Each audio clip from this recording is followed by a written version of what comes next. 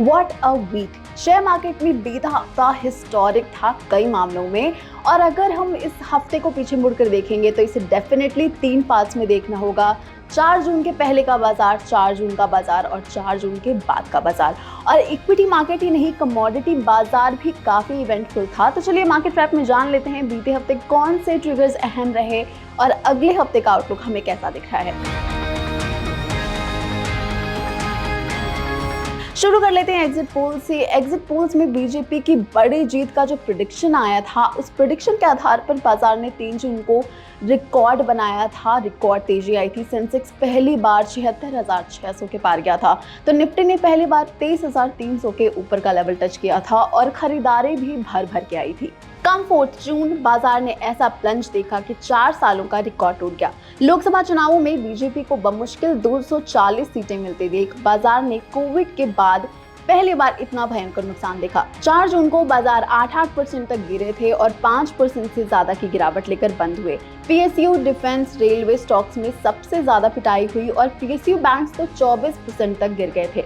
But the show goes on और बाजार ने ये दिखा भी दिया। काउंटिंग डे पे जो लो बनाया था बाजार ने, उसे हफ्ते के अंत तक लगभग कवर कर लिया है। So the outlook is looking bright for now.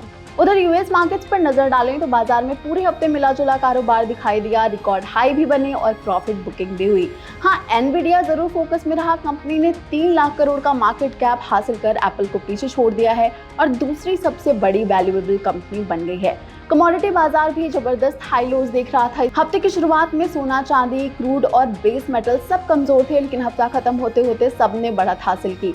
Brent $78 से फिर से $80 के ऊपर पहुंच गया है। सोना कॉमेक्स पर फिर से $24,000 के करीब चला गया है। आखिर में बात कर लेते हैं सेंट्रल बैंकों की। बीते हफ्ते बैंक ऑफ कनाडा और ईसीबी ने ब्याज दरों में कटौती की है। ऑल्दो आरबीआई ने अपनी जून पॉलिसी में भी ब्याज दरों को 6.5% पर स्टेबल रखा है, but it seems we can expect a rate cut this year. Interest rate पर नजर रहेगी अगले हफ्ते भी। यूएस फेड 11 से 12 जून को ब्याज दरों पर फैसला करेगा। वहां से रेट कट की उम्मीदें ज्यादा हैं। लेट्स सी होता है या नहीं।